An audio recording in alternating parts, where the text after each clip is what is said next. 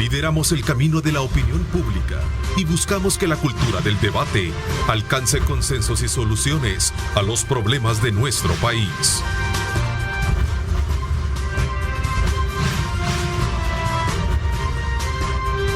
Diálogo con Ernesto López.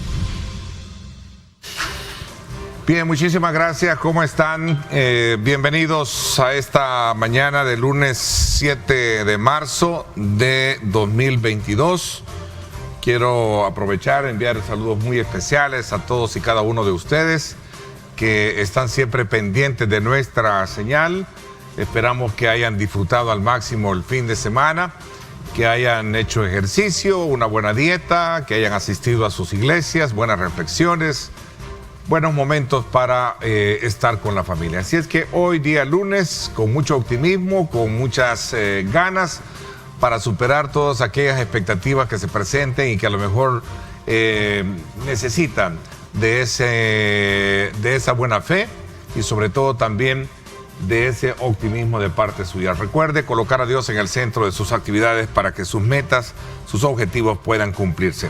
Esta mañana hemos invitado al presidente de la ANDA para poder hablar sobre temas importantes relacionados con la institución y sobre todo qué está haciendo la institución precisamente para garantizar el abastecimiento de agua potable en el país.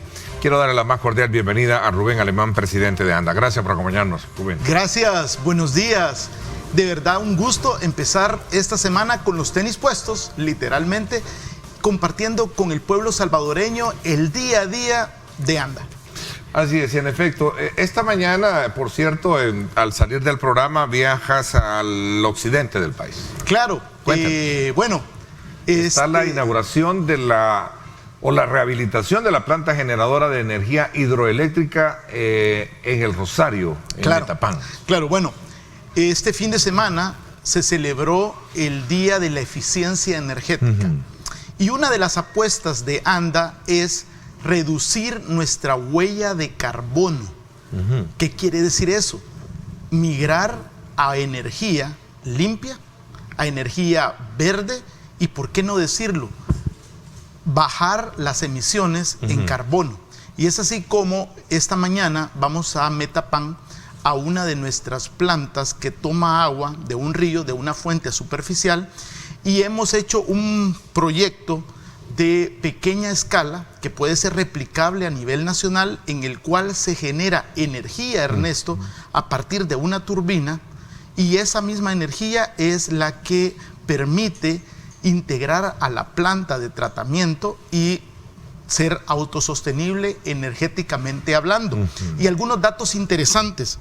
Con este proyecto, como ANDA, vamos a ahorrarnos alrededor de $3,000 mensuales en costos de energía eléctrica.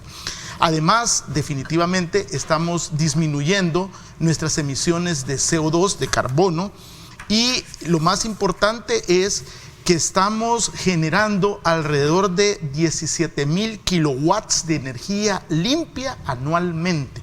Ahora bien, con esto, que eficiencia energética es uno de los ejes principales del trabajo que nosotros nos hemos enrumbado, estamos volviéndonos resilientes a los efectos del cambio climático y a la vez estamos apuntándole a ser eficientes en otras plantas de bombeo.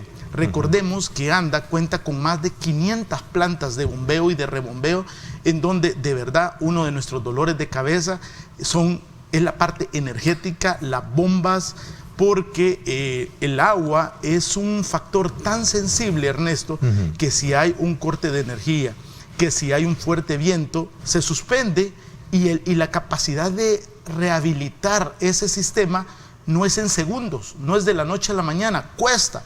Entonces es aquí donde tenemos esa gran oportunidad de migrar esa matriz energéticamente a una matriz de energía que sea limpia, verde y, ¿por qué no decirlo?, amigable con el medio ambiente. Se trata de una, digamos, como una especie de reconstrucción, ¿sí? Sí, lo que pasa que... Es decir, ya existía. Exacto, pero había estado en abandono. Bueno, yo fui a Metapán. Hubo en algún momento de su historia entonces que sí se generó... Exacto. Energía con esa. Exacto, y quedó abandonada. Okay. Y ¿por qué es importante? Porque esta planta, para que tú tengas una idea, produce el agua, es la fuente de abastecimiento de más de 20,000 personas para todo Metapán. Y acuérdate que en Anda, nuestras fuentes de abastecimiento, ¿de dónde derivan? Bueno, tú tienes cuerpos de agua superficial, que son ríos, son 5 principales, incluyendo Torogós, tienes pozos y tienes algunas veces manantiales. Entonces, creo que la replicabilidad de esto que vamos a rehabilitar esta mañana apunta al buen uso de los recursos naturales, específicamente en esta época, que es una época seca, es una época de verano, en donde las condiciones climáticamente hablando son diferentes, y específicamente vamos a hablar cuáles son esas medidas emergentes, esas medidas que tenemos hoy por hoy en una época crítica como es el verano. Ok, autosostenible para la planta. Sí.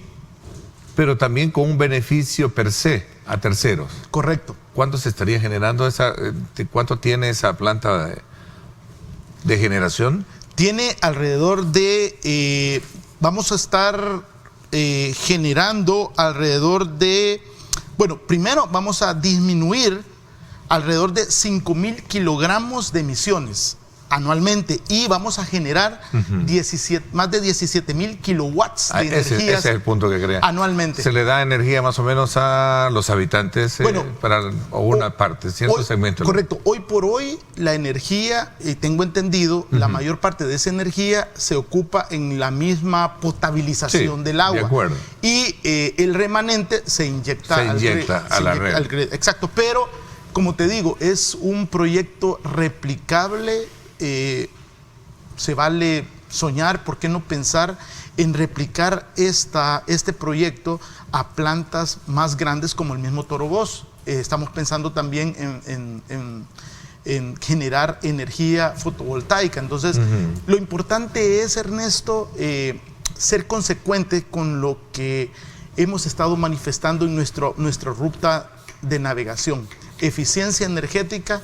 Empezamos construyendo una línea base, empezamos construyendo un dashboard, empezamos definiendo cuál era nuestra piedrita en el zapato, costos energéticamente hablando, y hoy estamos demostrando que podemos pasar del papel a la acción con algo que puede ser definitivamente replicable. Presidente de ANDA, ya que nos encontramos en el occidente y particularmente en la zona de Metapán, ¿qué información tiene usted con respecto al nivel o grado de contaminación que se está experimentando a partir de una explotación minera del sector de Guatemala, y que en algún momento es motivo de preocupación por muchos organismos ambientalistas en nuestro país, y han solicitado que el gobierno busque un mecanismo para parar esa situación? Bueno, definitivamente se está trabajando de manera articulada con el Ministerio de Medio Ambiente y con Cancillería.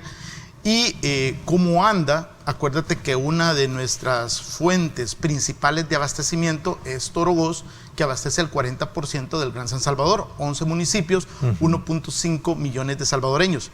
Entonces, aquí se trata de línea base. Y en Torogós tenemos un laboratorio donde aseguramos y controlamos la calidad del agua, y donde medimos, Ernesto, y eso es bien importante. Expava, ¿verdad? Exacto. Expavas, exacto, en donde medimos metales pesados, análisis físico-químicos, análisis bacteriológicos y análisis de aguas residuales. Esto no se hacía. Esto fue gracias a España, desde octubre, que el señor presidente inauguró la planta, y hoy por hoy, además de medir todos esos análisis físico-químicos, bacteriológicos, metales pesados, tenemos nuestro laboratorio de alerta temprana también, en donde medimos concentraciones de algas. Acuérdate que estamos en verano. Entonces, esa línea base nos ha servido para monitorear, tomar acción, y hoy por hoy no encontramos, Ernesto, ninguna sustancia fuera de lo común, o que podremos decir, sobrepasa cualquier valor admisible sobre la norma técnica que advierta salvadoreña. que está recibiendo contaminación de esta naturaleza. Sin embargo, es la del Cerro El Blanco, ¿verdad? Correcto. Sin embargo, Ernesto, es bien importante apuntar que tenemos que ir más allá, y siempre yo lo he dicho, este tema se tiene que manejar de manera integral. Si tú tienes cuencas saludables, vas a tener ciudades saludables. Y creo que la apuesta de cuidar todo lo que viene arriba es buena. Entonces, claro, nosotros hemos identificado a través de un estudio fuentes potenciales de contaminación puntuales y no puntuales, para que cuando toda esa agua baja al captar, nosotros sepamos, y estamos haciendo, como lo definí, líneas bases claves importantes que nos permita adelantarnos al problema, y eso es importante. A ver, Torogós se alimenta de agua que proviene de este sector del lago de Huica y todo esto. Correcto. Acuérdate que Torogós es la captación de Torogós, es el río Lempa. Sí. Y aquí te voy a dar un anuncio y te lo voy a adelantar. Hace un par de semanas tuvimos la oportunidad de, por primera vez en la historia de ANDA, llevar a niños. Y esto va a ser transmitido en la Hora del Niño.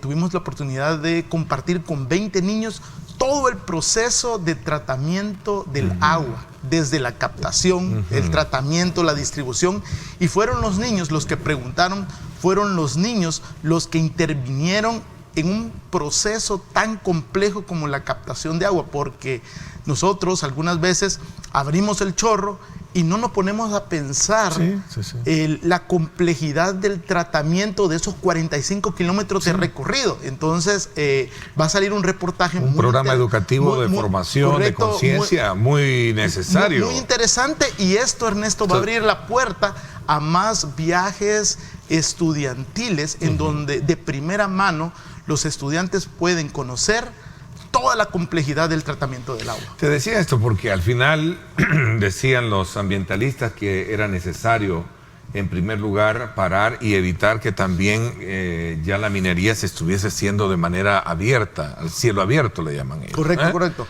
Entonces, esto de alguna manera representa una gran amenaza, decía uno de nuestros invitados al programa, y vemos que hasta este momento no se ha hecho el esfuerzo pertinente para parar eso, y sobre todo por tener el grado de contaminación que a tu criterio como presidente de ANDA dices que no existe de acuerdo a los exámenes de laboratorio, ¿cierto? Correcto, y es importante enfatizar, asegurarle a la población que hoy por hoy la línea base que hemos establecido junto con los datos de aseguramiento de calidad en el laboratorio de medio ambiente no indican ninguna presencia de metales pesados o de una posible contaminación per se de lo que está sucediendo. Aclarado el punto para las organizaciones ambientalistas que decían que estaba siendo contaminado. No hay contaminación. Exacto. No han encontrado ningún tipo de partículas que verdaderamente indiquen que estén. Exacto.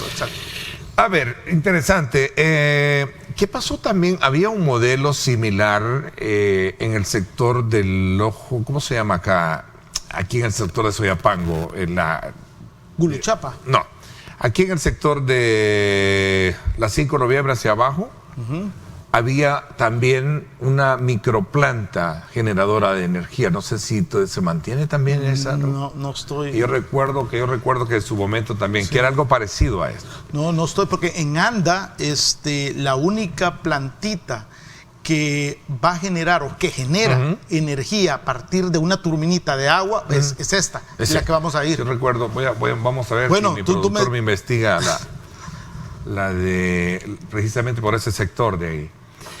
A ver, estamos entrando en la época seca. Bueno, ya estamos dentro de la época. Ya estamos dentro de la época seca. Y Ernesto, las condiciones. ¿Qué representa o las características son claves. Y mira, primero, tú tienes reducción de caudal en mis fuentes de agua superficial.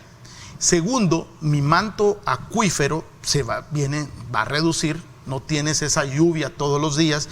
Y aquí es donde también tenemos algunos sectores en donde mi demanda es más que mi oferta y definitivamente caemos en un estrés hídrico. Ahora, temperatura incrementa, el consumo de agua por parte de nosotros, la población, también aumenta, pero aquí es importante recordarle a la población sobre medidas puntuales en esta época, porque como ANDA estamos haciendo esa distribución equitativa y a pesar de todos los problemas. ¿Y cuáles problemas me dirías? Bueno, son problemas que no están en nuestras manos, que son factores externos, como ayer, te voy a poner un ejemplo, Ernesto, ayer en la tarde un árbol se cae, daña la línea eléctrica, zona norte, todo el sector de Santa Tecla, entonces estamos recuperándonos. Y por 2 horas que tú pierdas, multiplícalo por 2, porque esa es mi etapa de rehabilitación o de recuperación. Sí. Entonces, y también, además de todo eso, tú ves, y no voy a dejar de cansar de decirlo, porque tú ves gente regando a las 12 del mediodía.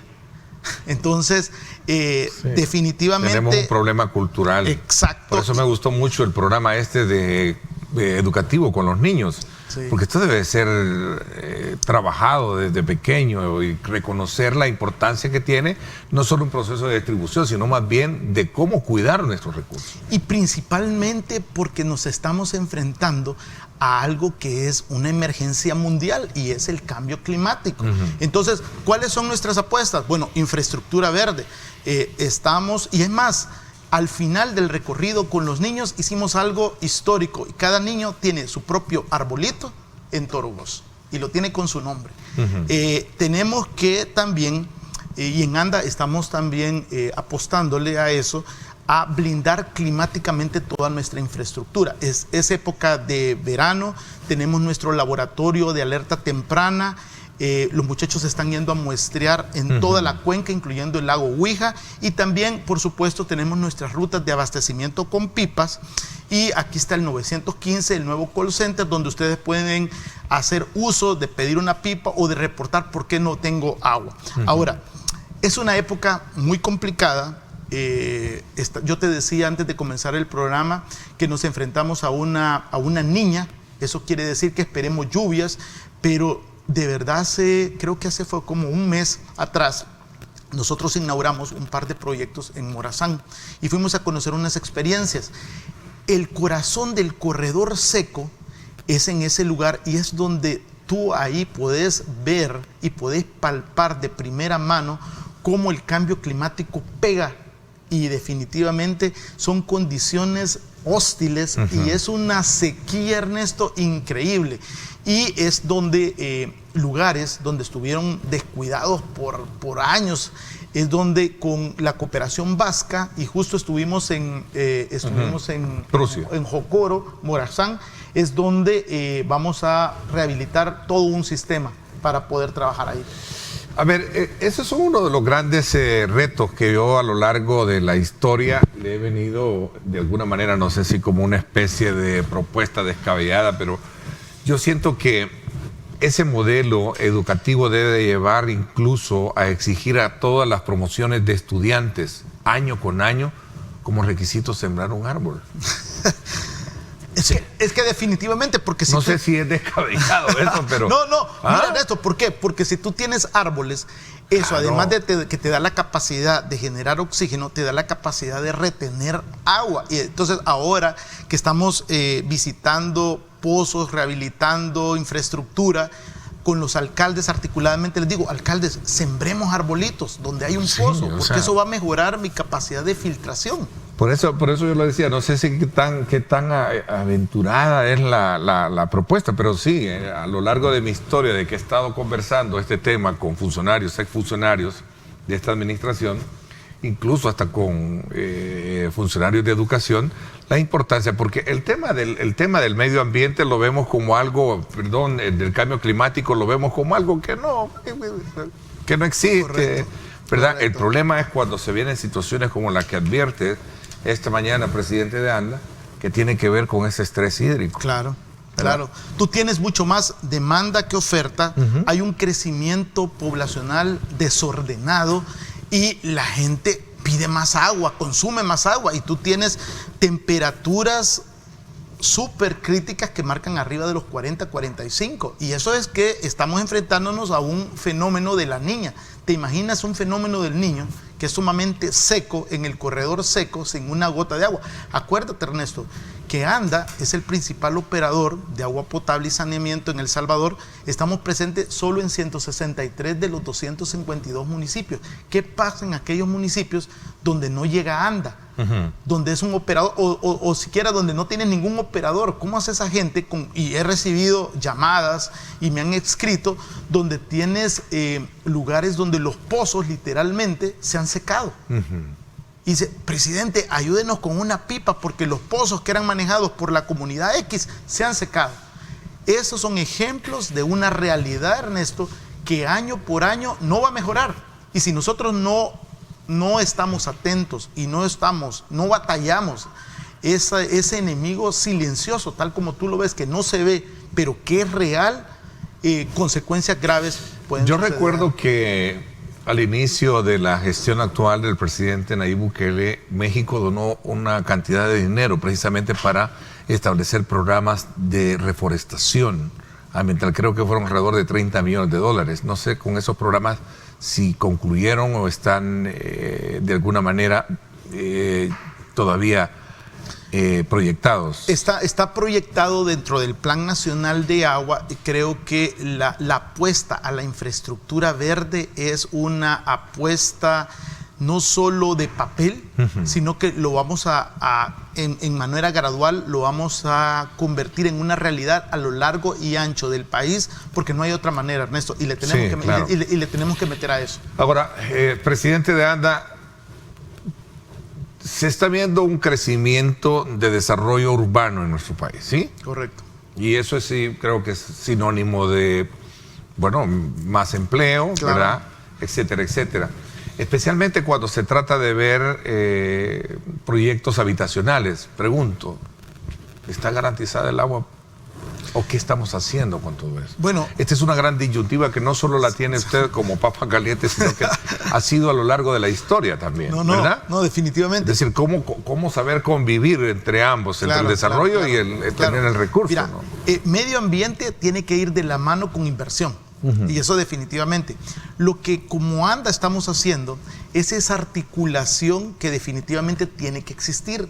Y todas las semanas nosotros tenemos un grupo de factibilidades, un comité interinstitucional en donde construcción nos pregunta, bueno, ¿es factible, señores, construir en X sector? Entonces, basado técnicamente nosotros decimos, mira, el sector está restringido o el sector le apunta a que pueda haber opciones para agua potable, porque de nada nos sirve decirles, sí, pueden construir ustedes donde quieran, sí, y después nos vemos en el problema de que el sistema es restringido, 1, 2, que el sistema lo vamos a quebrar por falta de agua y vamos a convertir ese estrés hídrico en un problema más serio.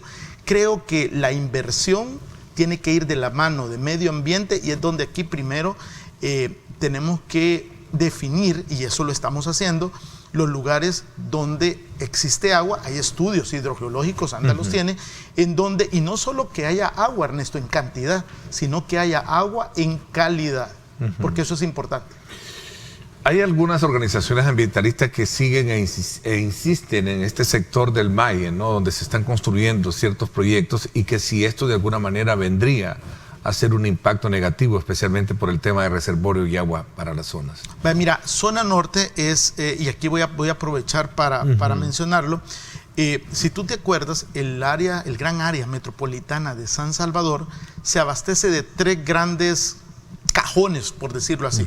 Tenés Torogoz, que es el 40%, que abastece 1.5 millones de salvadoreños, 11 municipios. Tenés zona norte, que me abastece el 30%. Aquí tienes Santa Tecla, Zaragoza, Ciudad Merliot. Zona norte es una batería de pozos en Opico, y tienes sistema Guluchapa, sistemas tradicionales con el otro 30%.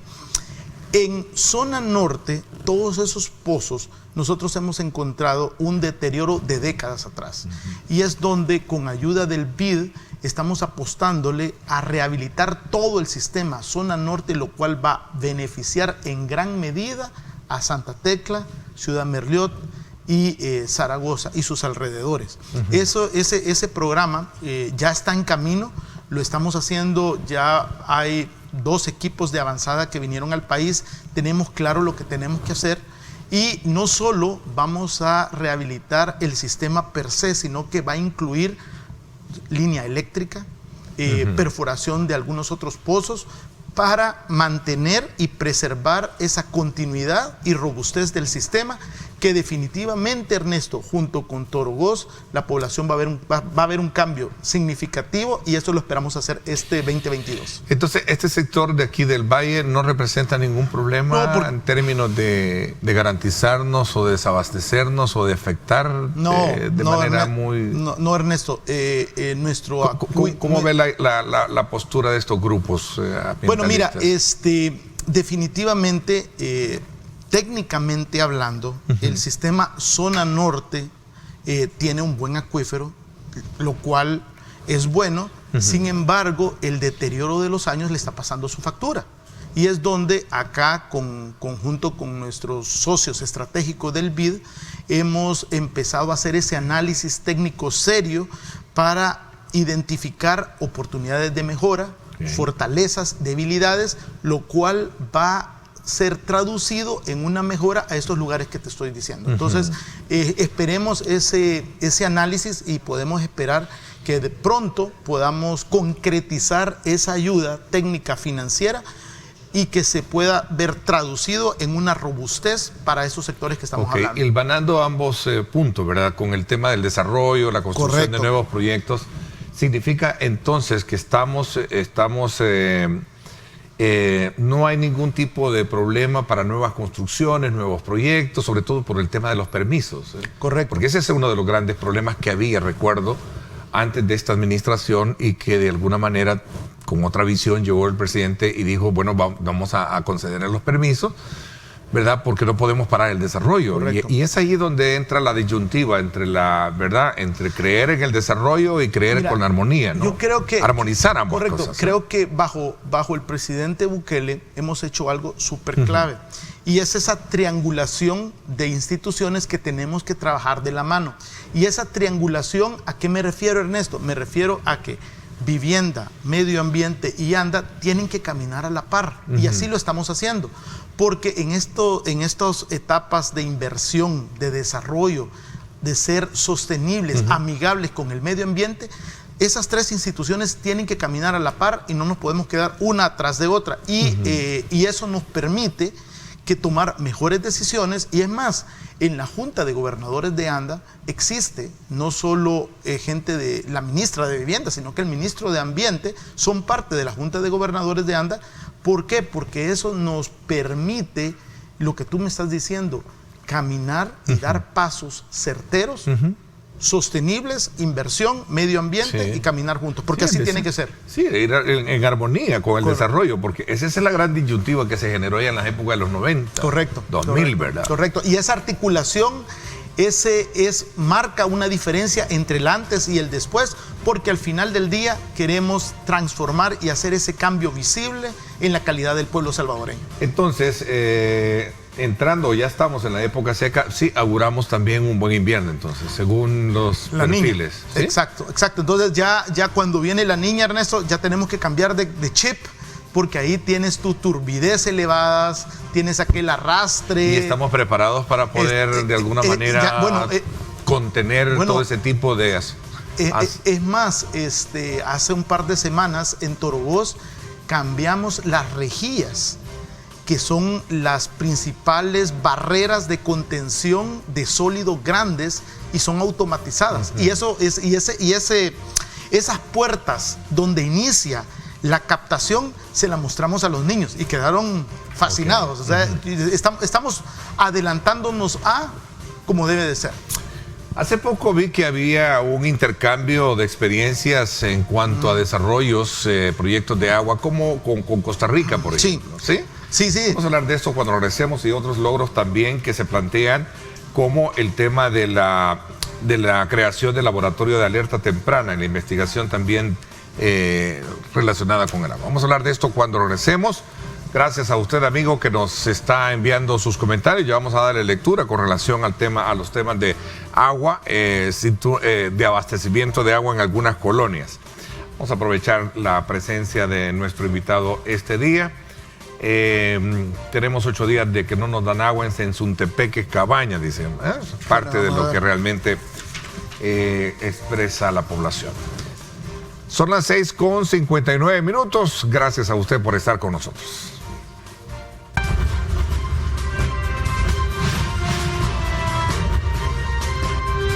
Diálogo con Ernesto López.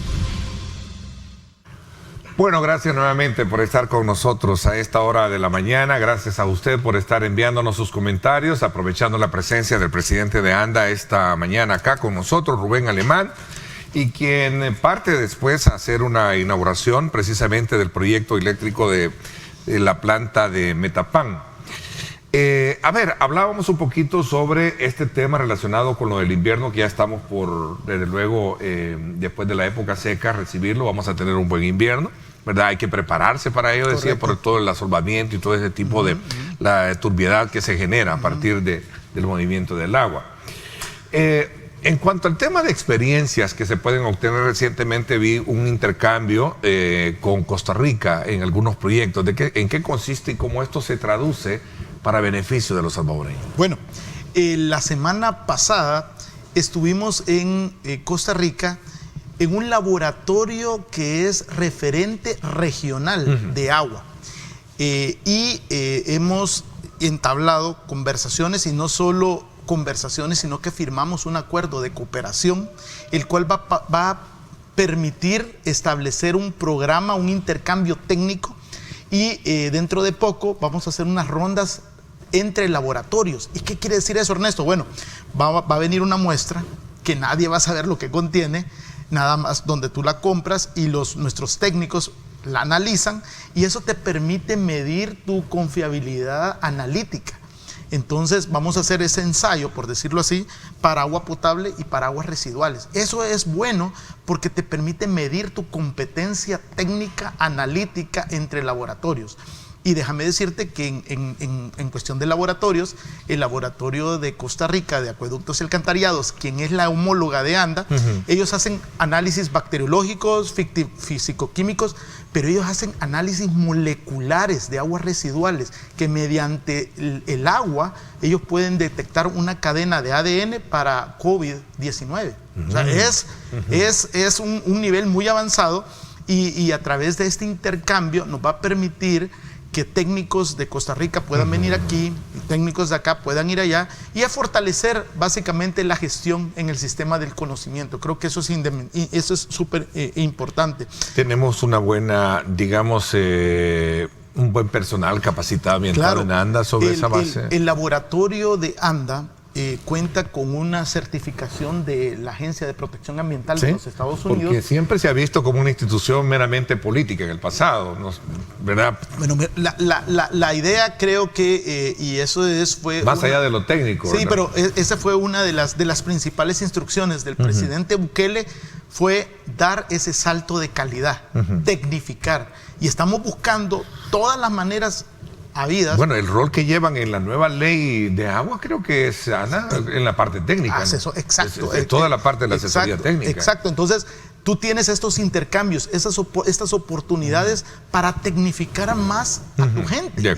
Y de eso se trata. Además, tuvimos la oportunidad de conocer la planta de tratamiento, una planta de tratamiento de aguas negras, ver su laboratorio adentro. Creo que es bueno, Ernesto, porque yo lo puse en uno de mis tweets, la cooperación sur-sur es la que te ayuda a impulsar cambios que pueden ser sustanciables al final de una gestión. Porque no estás... Con Costa Rica tenemos condiciones súper similares. Ellos tienen, Acueductos y Alcantarillados es una institución del 1961, lo mismo que ANDA, tienen alrededor de 4,000 empleados igual, y el laboratorio tuvo el mismo entrenamiento que tuvo el de ANDA. Entonces creo que pueden ser puede ser una puerta de oportunidades para buscar otra asistencia técnica en un futuro. Entonces creo que vamos en buen camino. A ver, y sabemos de la complejidad del problema del agua, que no ha sido de hoy, sino que ha sido a lo largo de muchos años. Sobre todo porque es una institución a la cual muy poco se le apostó, independientemente por las razones que puedan tener, pero lo que sí sabemos que hay un reto muy importante. Y lo decía sin pretender un poco, con solo resumir la cantidad de personas que me están diciendo acá, mire, en mi colonia no tenemos agua 3 días, 4 días, ponía el ejemplo de Sensuntepeque en Cabañas, etcétera, etcétera. O sea, todos esos, ¿cómo se asimilan dentro del proyecto de trabajo y de logros o proyecciones que tiene la institución para poder darle salvedad a todo eso, Rubén? Bueno, mira, de verdad es un reto. ¿Por qué? Porque estamos viviendo hoy por hoy una época seca, donde aumenta mi consumo y donde las emergencias las tengo a flor de piel, porque día a día es un motor que se quema, es una bomba que falla, y esto nos está pasando la factura de décadas de descuido, de décadas donde no existía un programa holístico y complejo de inspecciones sanitarias. Sí. Es muy importante que el pueblo salvadoreño sepa que no estamos como estábamos ayer. Sabemos cómo estamos hoy, pero también tenemos la certeza hacia dónde vamos y tenemos muy marcada la brújula y el mapa de navegación hacia dónde queremos llegar.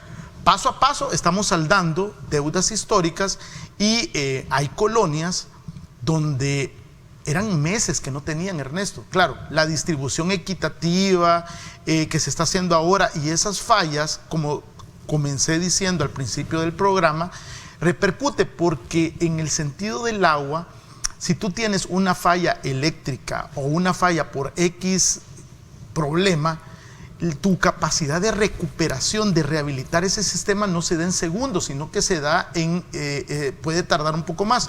Pero acá es donde nosotros hemos puesto a la población canales para que se puedan comunicar con nosotros y lo podamos contestar y prevenir de cualquier manera. Y aquí es donde, por favor, nuestro Osagua WhatsApp 7838-1462, nuestro call center moderno 915-365 días 24/7 y desde el punto de vista de ANDA, Ernesto, también hemos tratado de que haya esa unión entre la parte comercial y la parte técnica, sí, que se comuniquen, que sepan. Porque es autosostenible. Correcto. ¿Por qué? ¿Y ANDA está solvente o está quebrada? No, financieramente es muy difícil. Financieramente... Casarse con una de las dos. Sí, financieramente. Ahora, ¿qué es lo que tenemos que hacer? Tenemos que, y justo estamos trabajando por primera vez también en la historia de construir un business plan, un plan de negocios que no se tenía en ANDA. Eso gracias al gobierno de los Estados Unidos nos está ayudando en dos cosas, en construir ese modelo de negocios para que ANDA pueda ser autosostenible, pero también a la par creando un plan estratégico institucional basado en los 5 ejes que hemos venido trabajando y que me permito compartirlo con el pueblo salvadoreño: abastecimiento, calidad de agua, eficiencia energética, saneamiento y servicio al cliente. Entonces creo que si tú no tienes esa mapa de navegación y esa brújula clara, difícilmente vas a poder salir el día a día. Ahora, hay problemas, sí, hay retos, por supuesto, pero yo aquí quiero de verdad mandar mi reconocimiento a 4,000 empleados que están atrás mío, porque sin ellos día a día no saliéramos. Y de verdad, el equipo que se luce como nuestros cazafugas, Ernesto, que ahora están hidronautas le llaman. No, bueno, tenemos nuestros cazafugas que son muy, que es un equipo que bajo la lluvia, bajo el sol, exacto. Pero esto sí, no juega un rol muy importante, sin duda alguna, ¿no? Claro, y les hemos dado ese reconocimiento que se merecen, porque esa pertenencia, ese sentido de pertenencia, de trabajar en institución, se lo estamos reconociendo día a día, Ernesto. Y eso es bueno. A ver, Cayalá, Troncal del Norte, 550 familias, hace años, desde hace un año tienen parado un proyecto. ¿Conoces este sí, proyecto de Cayalá?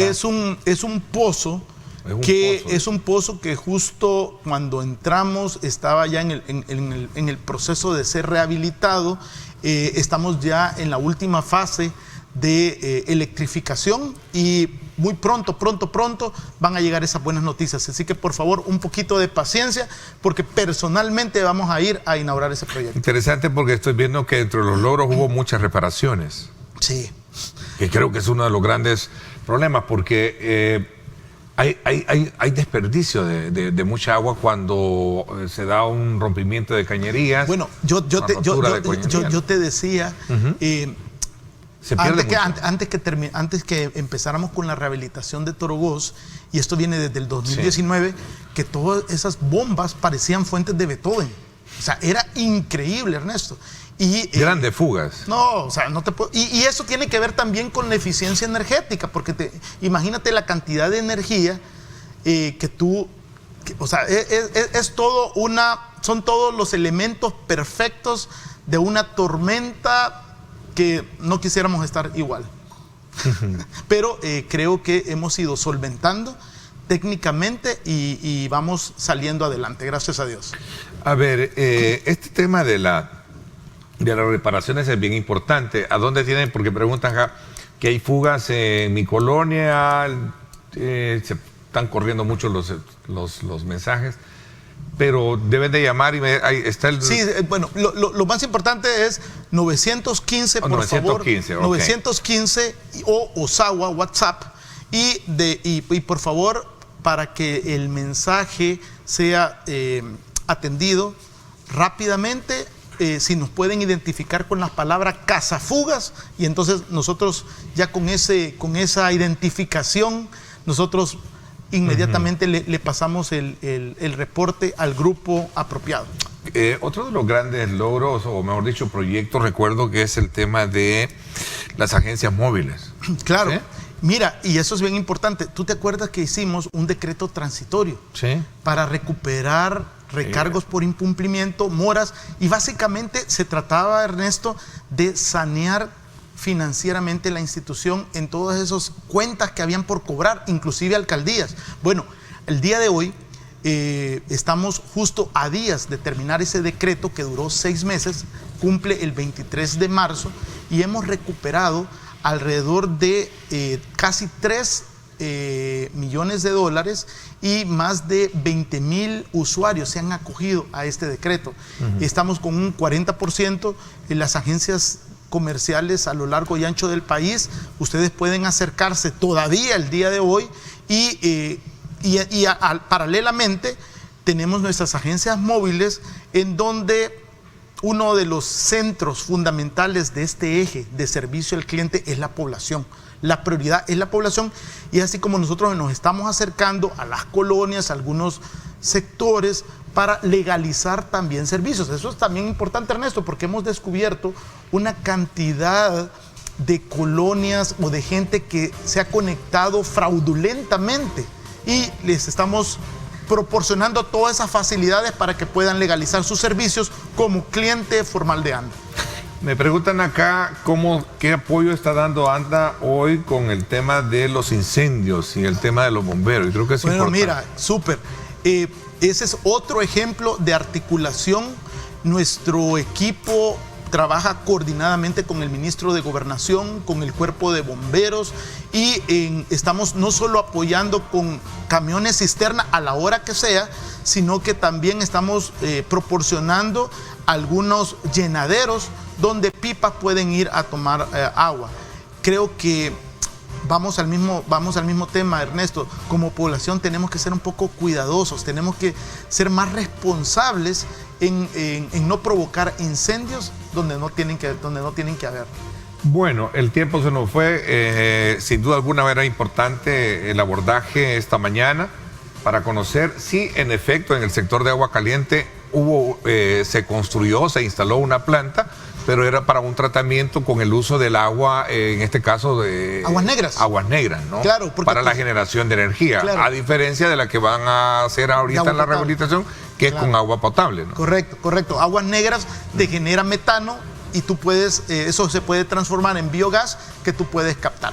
No, Ernesto, sí. Gracias por la oportunidad. No tenemos otro El Salvador, no tenemos Planeta B. Seguimos como ANDA avanzando, saldando deudas históricas y lo más importante, cambiando la vida de la población salvadoreña. Ok, bueno, el tiempo se me fue. Gracias, presidente de ANDA. Vamos a estar muy a la expectativa más adelante de conocer cómo va, sin duda alguna, todos estos proyectos. Qué buena la aclaración con relación al tema de la que creo que esta mañana hemos conocido, con relación al tema de la supuesta contaminación o el riesgo que representa para el caso del lago de Huija y todo el sector de Cerro Blanco. De Cerro Blanco. El tema también del sector del Valle que nos ha aclarado, son puntos elementales que hemos logrado recoger esta mañana y sobre todo las proyecciones que se tienen para poder seguir abasteciendo de agua y garantizándole a la familia agua potable. Gracias por habernos acompañado. Buenas tardes, buenas tardes. Buenos días, entonces te deseo lo mejor. Vámonos entonces a una pausa, 7:16 y regresamos con la segunda parte del programa.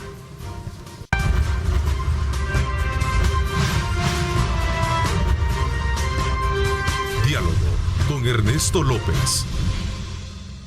Gracias nuevamente por estar con nosotros. Vamos a hacer un cambio en cuanto a las temáticas para la segunda parte del programa. Este día vamos a hacer una evaluación del escenario político de nuestro país, sobre todo también conociendo un poco el estatus actual de los partidos políticos y especialmente de la izquierda. Y lo vamos a hacer desde la perspectiva de Eugenio Chicas. Él ha estado, desde luego, muy expuesto en la palestra, sobre todo en este tema en la Asamblea Legislativa, con quien le quiero dar la más cordial bienvenida. Gracias por acompañarnos, Eugenio. Muchas gracias, Ernesto. Un saludo fraterno a quienes siguen este importante programa que es una muy buena contribución a la democracia en el país. Muchísimas gracias. A ver, veamos un poquito lo que está pasando en los partidos políticos. Hemos estado examinando particularmente este tema de las deserciones que se están experimentando especialmente para el partido Arena. Pero también en el caso del FMLN no escapa muchísimo también pensar que habrá un síntoma quizás menos expuesto, pero que algo estará pasando. A ver, ¿cuál es la lectura que hay alrededor de todo esto desde tu perspectiva, Eugenio? Yo creo que en las últimas elecciones, los últimos procesos electorales han marcado un cambio de arquitectura política en el país. O sea, hay un impacto importante. Creo que la dinámica social está cincelando de distinta manera la disposición de las fuerzas políticas. La sociedad sigue teniendo importantes expectativas de cambio, sobre todo pues por la frustración que genera el haber hecho expectativas y que en definitiva pues el país no esté cambiando. La gente se siente frustrada con la gestión de lo que hemos sido gobiernos anteriores, o sea, no solo de Arena, gobiernos del FMLN, como también la gente sigue con una gran expectativa de los cambios que nunca llegan. Este gobierno, por ejemplo, de los 60 meses que corresponden a un gobierno, son 5 años, 60 meses ya quemó 33, le quedan 27, o sea, ya va cuesta abajo en la rodada y por lo tanto la expectativa de la gente es que viene.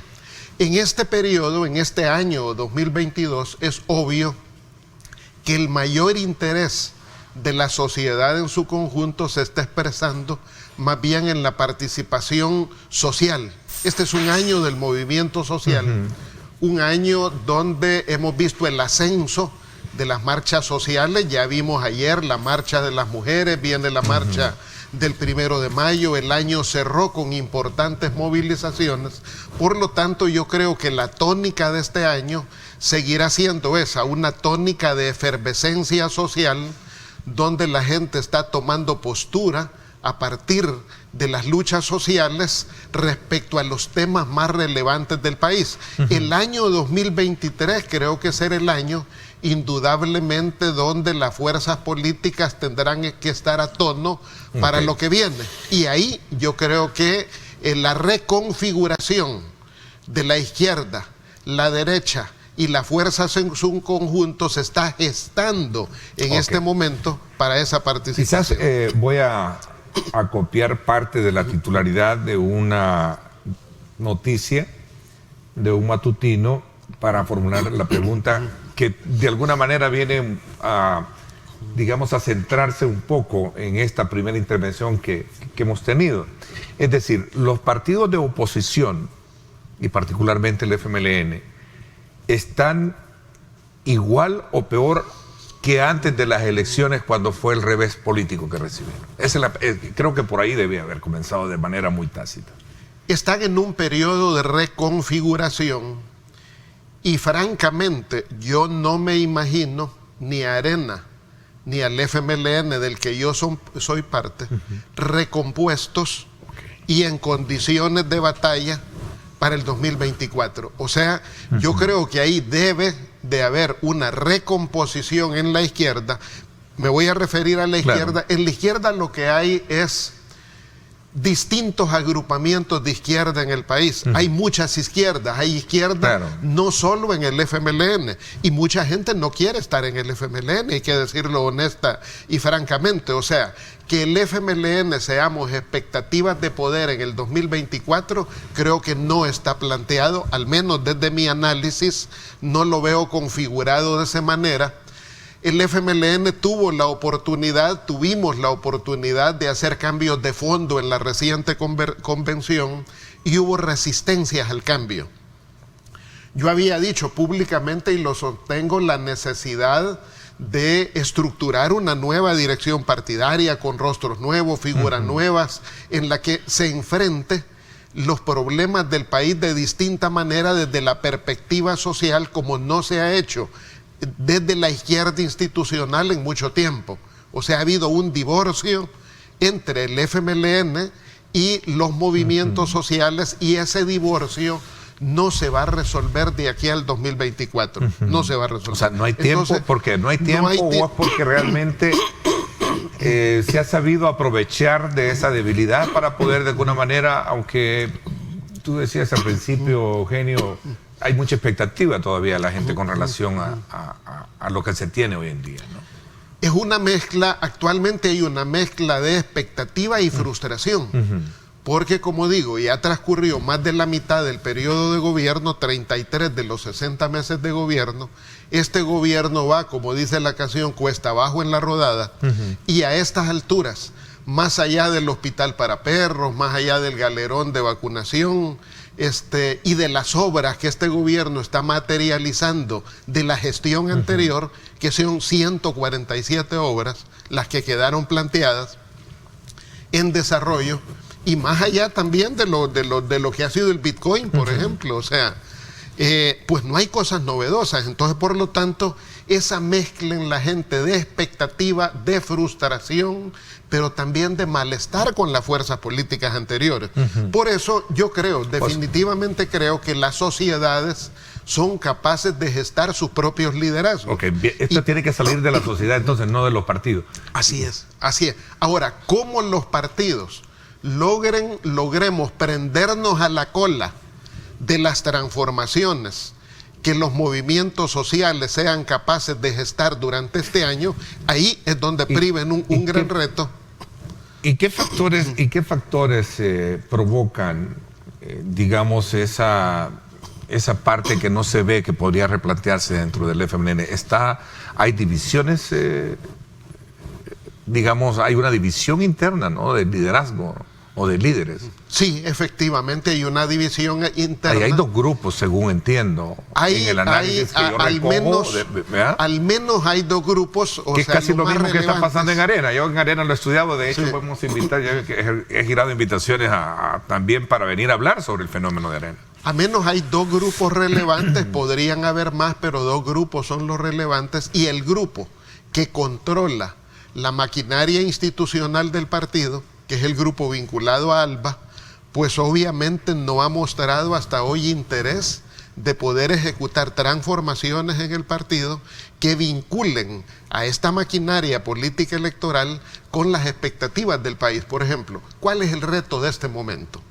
El reto en el país en este momento es cuál es el plan anticrisis que este gobierno será capaz de gestar y que no lo ha presentado para enfrentar las dos principales circunstancias que complican los espacios del país. Las dos circunstancias son una pandemia que no termina de irse y que en sus diferentes manifestaciones se mantiene en la palestra, y en segundo lugar, una guerra que ha surgido en Europa del Este y donde pues nuestro país no tiene la menor incidencia en ese tinglado. Sin embargo, cargaremos de manera fuerte con las consecuencias. Este día, por ejemplo, el petróleo ya arribó a los $128 el barril, sí. De 100 saltó a los $128 el barril.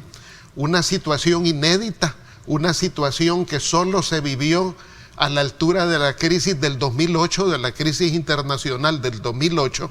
O sea, los dos gobiernos del frente no padecieron la crisis que en este momento se está expresando y que vivió Arena en la cola de su gestión de gobierno. Entonces, por lo tanto, esa crisis internacional ha obligado a que países como España, por ejemplo, le quiten el IVA a la canasta básica de alimentos y a las medicinas. Lo mismo ha hecho México, lo mismo ha hecho Panamá, lo ha hecho Argentina. Sí, han tomado medidas, ¿no? O sea, y medidas fuertes como quitar el IVA a la canasta básica de alimentos, pero y a las medicinas. Regresemos a los elementos, al elemento de estudio, que es el tema de los partidos, para luego, ya vamos a analizar un poco esta otra parte.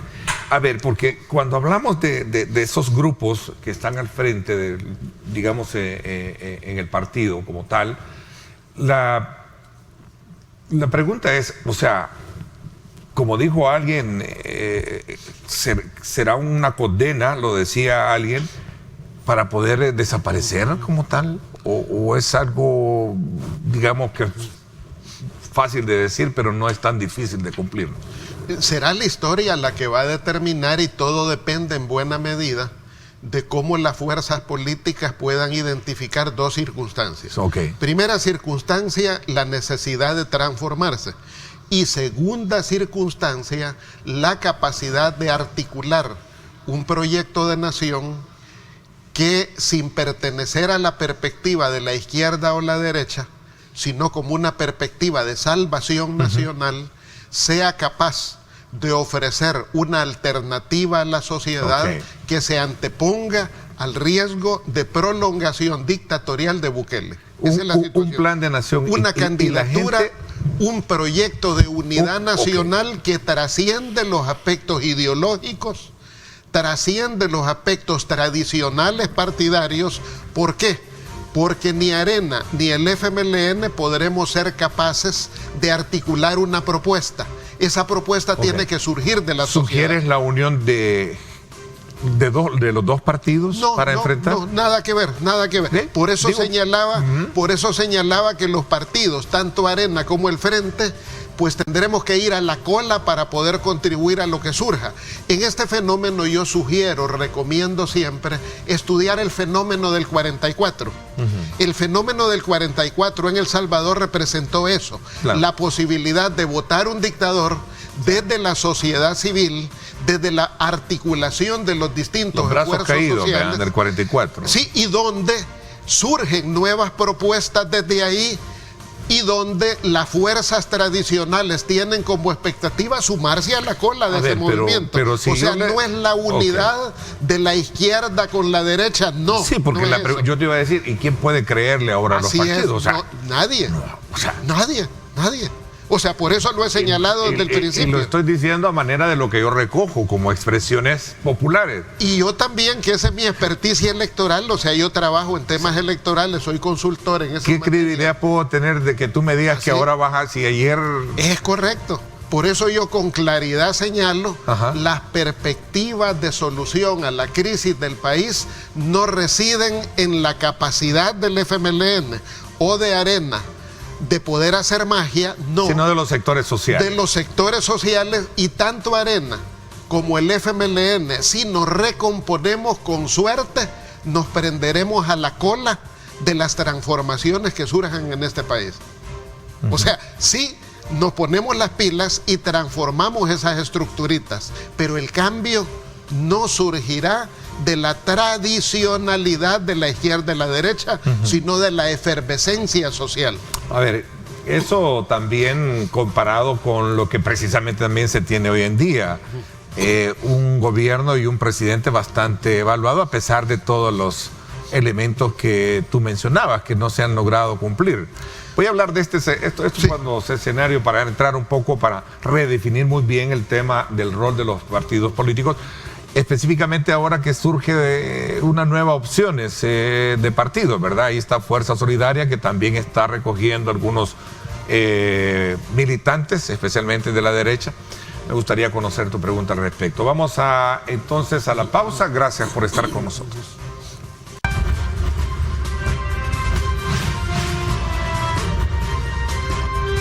Diálogo con Ernesto López. Gracias nuevamente por estar con nosotros a esta hora de la mañana. El surgimiento de una nueva fuerza política, Fuerza Solidaria, ¿cómo tú ves esto en el contexto de la realidad de los partidos políticos? Es decir, sobre todo porque se están viendo las deserciones y en su mayoría, no digo todos, están buscando plegarse precisamente dentro de esta nueva opción de partido que está buscando firmas, ¿no? Sí, pero Fuerza Solidaria tiene desde ya un problema de origen. Ese proyecto se está gestando desde el interés de Cáceres. O sea, Cáceres, Bukele tiene problemas con Ghana, tiene diferencias con Ghana, claras diferencias con Ghana. Bukele sabe que Nuevas Ideas como proyecto político no despegó para convertirse en un verdadero proyecto masivo. O sea, la credibilidad en ese proyecto ha sido hasta hoy Bukele, no el partido Nuevas Ideas. Y por lo tanto lo que están diseñando es una suerte de nuevos guacales para recoger la simpatía electoral que pueda surgir del declive de Ghana. O sea, ellos están creando un nuevo huacal que sustituya a Ghana en vista de que no han podido resolver las diferencias con ese instituto político, y vemos claramente perfiladas figuras visibles y figuras no públicas de Ghana, que han estado históricamente atrás de Ghana en el esfuerzo del nuevo partido que se está constituyendo. O sea, hay obviamente manos peludas que tienen que ver con la estructuración de ese esfuerzo partidario, por lo tanto, pues eso no tendrá mucha novedad. Pero, o sea, ¿qué proyecto, qué partido puede llegar a enfrentar un poco la popularidad? Y aquí ya introduzco un poco, corriendo en el tiempo, lo que hablábamos antes del corte, sobre todo teniendo como referencia unas buenas calificaciones, a pesar de que obviamente podrán existir otros comentarios diferentes, ¿no? Es que yo creo que Bukele a estas alturas ha perdido el apoyo mayoritario de la clase media en el país. O sea, la clase media no ha visto reflejada en esta gestión de gobierno sus expectativas, sus intereses. La crisis económica que se está profundizando golpea mucho, y donde todavía existe una importante expectativa y un nicho muy fuerte de Bukele es en sectores populares. Ahora bien, esos sectores populares han sostenido hasta hoy la expectativa de que este gobierno siga tirando la casa por la ventana, siga regalando canastas de alimentos, siga regalando bonos, pero Bukele ya tocó fondo en ese sentido. O sea, las finanzas públicas de Bukele, la gestión financiera de las finanzas públicas ha sido desastrosa, y por lo tanto no tiene a estas alturas la posibilidad de recomponer esas finanzas, raspar la olla y sacar nuevos réditos que contribuyan con la sociedad. Como se dice popularmente, el mejor despertador de los pueblos es el estómago. La crisis va apretando, y en ese sentido, las simpatías que hasta hoy ha sido capaz mediáticamente de sostener Bukele, gestando una iniciativa de seguir haciendo regalía, llegó a su fin. Al no poder recomponer las finanzas públicas, resolver el tema de las pensiones, resolver el tema del endeudamiento, la crisis mundial ha opacado las posibilidades de una gestión exitosa, y lo que vemos en este caso francamente es un gobierno sin proyecto político, sin plan político, sin un plan anticrisis para enfrentar la grave situación internacional, regional y nacional que se ha generado, y por lo tanto las expectativas de poder sostener el apoyo que había venido teniendo Bukele pues no son tales, son muy difíciles.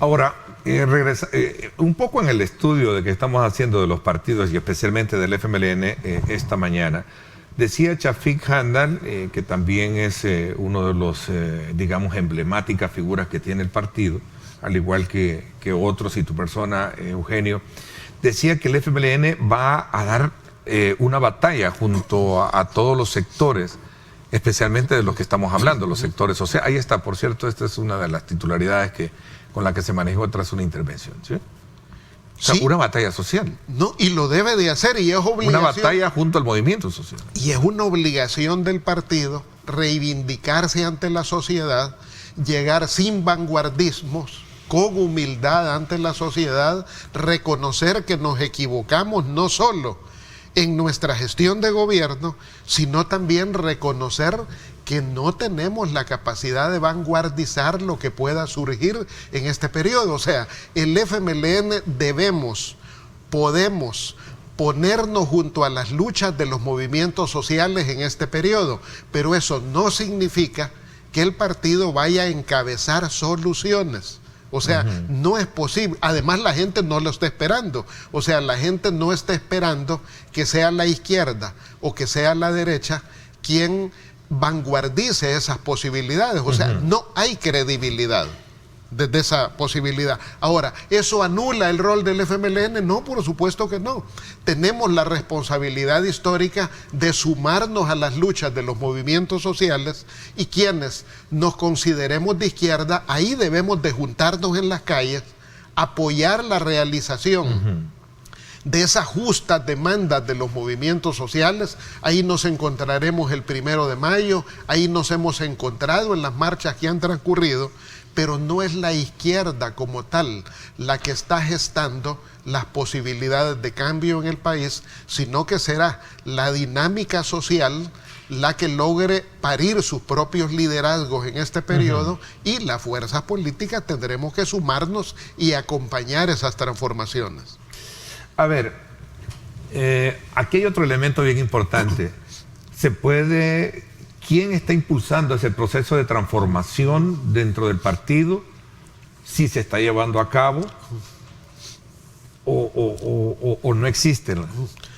Es que yo creo que el FMLN perdió, y digo perdió por quienes lo conducen. Yo no pertenezco a la dirección del FMLN desde el año 2014. Entonces, quienes lo conducen perdieron la oportunidad en la última convención de reconfigurar, de presentar una dirección renovada, un partido fresco que se sumara a las luchas de los movimientos populares. O sea, lo que vemos todavía es un partido viéndose el ombligo, rumiando los temas internos sin poder encontrar salida a la crisis interna. Dentro del FMLN hay una corriente, la corriente revolucionaria socialista, la CRS, que es más bien la que está plegada a acompañar, a respaldar a los movimientos sociales, a sumarse sin vanguardizar las luchas de esos movimientos sociales, pero la otra parte de la dirección, la parte institucional del partido, no la hemos visto en ese esfuerzo. Entonces yo creo que perdieron su oportunidad. Muchos lo dijimos públicamente. El espacio de la convención era el espacio de decidir valientemente, entregar la conducción del partido a un nuevo liderazgo, que surgiera un nuevo liderazgo que fuera capaz de ponerse a la par de las luchas sociales, y no porque eso fuera a transformar al FMLN y ponerlo a la vanguardia de los cambios que se puedan dar en el 2024. No, esa posibilidad no está planteada. Más bien, lo que puede ocurrir es que el FMLN, si se hubiera transformado, podía contribuir, por ejemplo, a las distintas mesas que como izquierda se pueden articular en este periodo. Por ejemplo, en este país hay izquierda que no es el FMLN en los movimientos sociales. Sí. Hay izquierda en las universidades, sectores profesionales, sectores de la cultura, excombatientes, movimientos territoriales comunitarios, pero que no tienen interés de ser parte del FMLN. Se consideran de izquierda y quieren sumarse a nuevas transformaciones, pero no quieren volver a ese pasado. Entonces, por lo tanto, si el FMLN no pudo hacer las transformaciones en la última convención, pues será más lenta la posibilidad de contribuir en este periodo. Ahora, Maguay, a ver, voy a hacer una pausa. Cuando yo hablo de si se está llevando a cabo esa ¿cómo se le llamaría eso? Como una especie de autorreflexión, ese mea culpa. No. Estamos a tiempo, porque yo creo que este año es preelectoral, ya el otro, ¿verdad?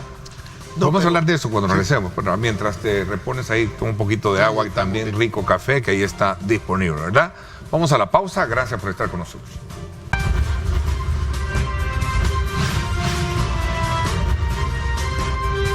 Diálogo con Ernesto López. Bueno, esto pasa, desde luego, en lo que estamos hablando por los partidos políticos, está bien, de liderazgo, hablamos de recomponerse, de presentar planes, de acogerse a los, digamos, frentes sociales, pero también pasa por lo que comentábamos, el tema económico. Por ejemplo, una auditoría del FMLN también recuerdo que le sacó que habían un faltante de no sé cuántos millones de dólares del partido. No es del partido. Esos son los líos de Alba, de las empresas los líos de Alba. Alba, ¿sí? Claro, pero que arrastra políticamente al partido. Pero tenía que ver y no de ahí se mantenía por parte del partido. O sea, arrastra políticamente al partido porque también la actual dirección no fue capaz de sobreponerse y diferenciarse del entramado empresarial de Alba. O sea, ese es uno de las rémoras que retrasan las posibilidades del FMLN porque, insisto, la actual dirección no fue capaz de sobreponerse, diferenciarse y marcar distancia con Aquí el está. entramado empresarial de Alba, y eso genera un ambiente difuso. A ver, pero Por es que ejemplo, Alba era FMLN. claro. FMLN era Alba, sí, por eso... No, por eso. Si Chafik padre fue quien contribuyó a construir el entramado de Alba, pero con una finalidad diferente, que era para generar poder social desde las municipalidades, para generar nuevos agentes productivos en la sociedad, pero no lo hizo en la finalidad de que personas se enriquecieran con ese proyecto. Entonces yo creo que mientras la actual dirección del partido no hable con franqueza ante la sociedad de los líos que generó el entramado empresarial de Alba, las posibilidades de rescatar la credibilidad ciudadana están en el cacho de la luna.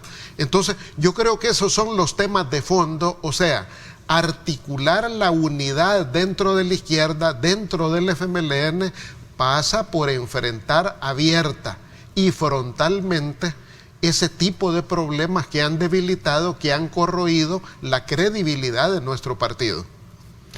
A ver, aquí me están preguntando también sobre la base de que qué tipo de líderes es la que podemos sacar del FMLN si son los mismos que están al frente ahorita. Yo creo Es una pregunta válida, ¿no? No, y hay un elemento importante. Yo señalaba, yo no estoy en la dirección del partido desde el 2014, pero yo no creo ser el tipo de personas idóneas para echar al frente y adelante. Sí veo, por ejemplo, hay personas jóvenes dentro del FMLN, me refiero a un par de diputadas, por ejemplo, que están al frente de la batalla legislativa, Anabel, por ejemplo,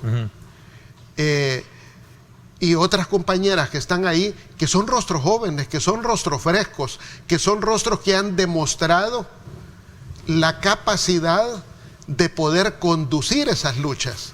Entonces yo creo que indudablemente en el FMLN hay gente joven, hay gente fresca que no fue parte de las direcciones anteriores, que se ha forjado profesionalmente, que se viene forjando en las luchas sociales, que puede contribuir a la recomposición del partido para que éste juegue un rol de respaldo, de apoyo, de continuidad en las luchas sociales. O sea, para que pueda contribuir a que la sociedad pueda parir también esos nuevos liderazgos que sean capaces de ponerse al frente de las transformaciones.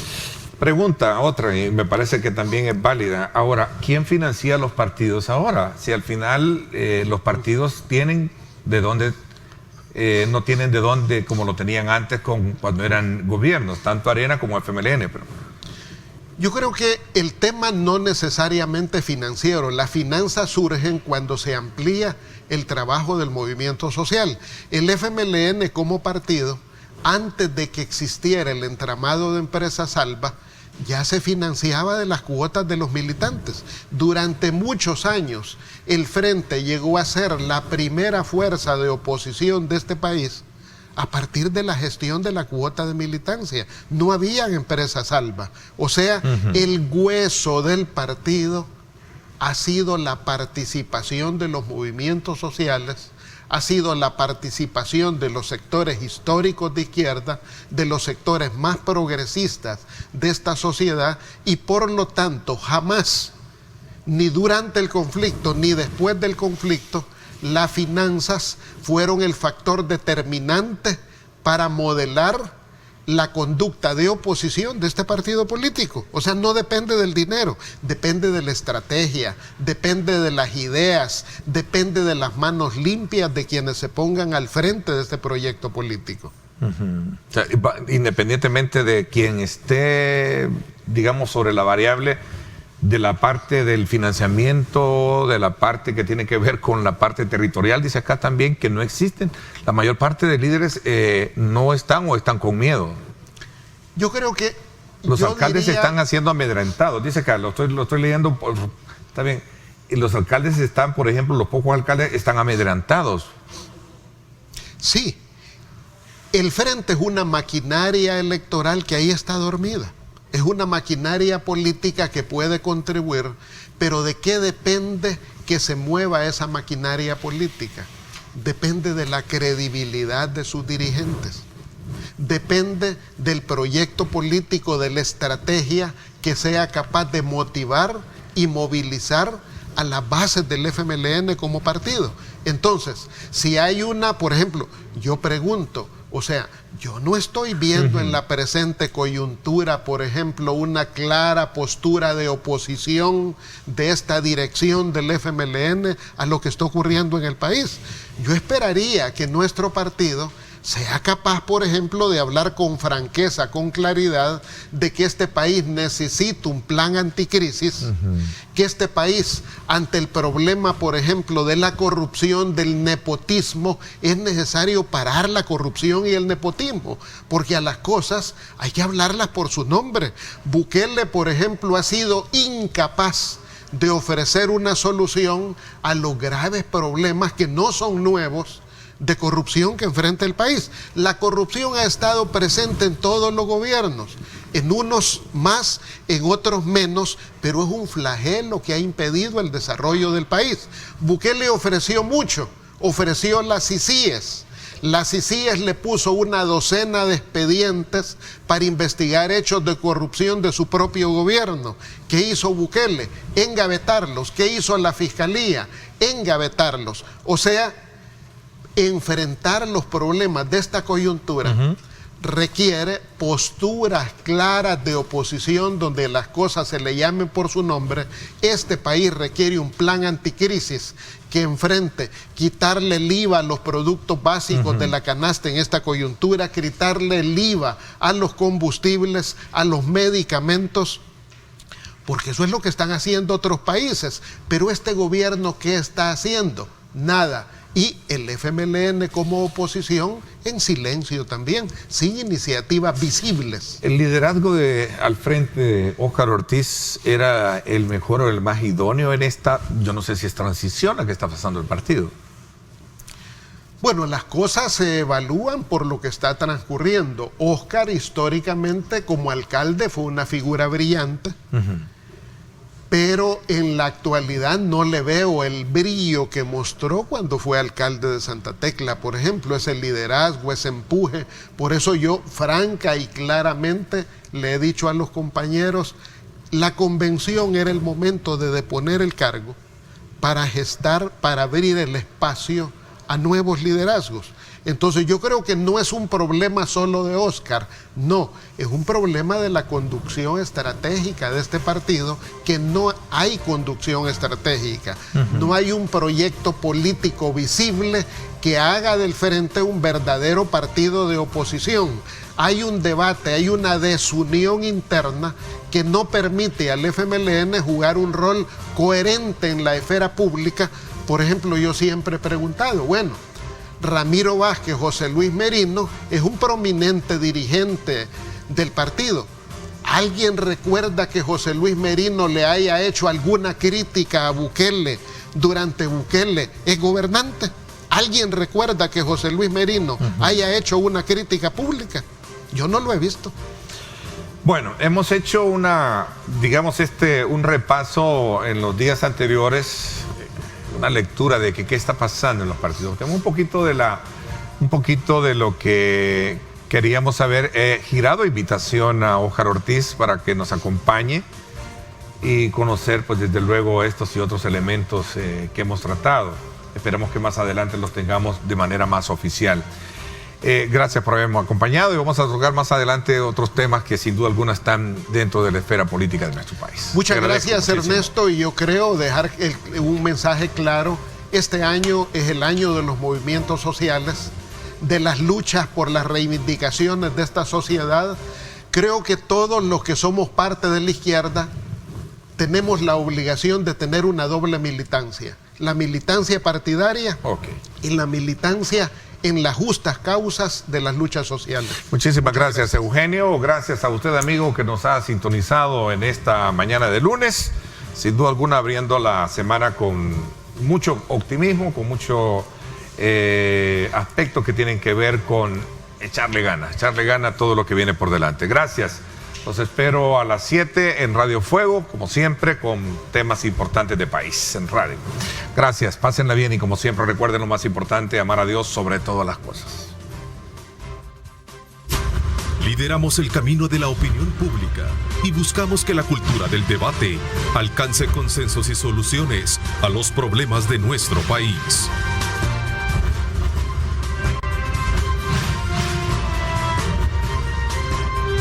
Diálogo con Ernesto López.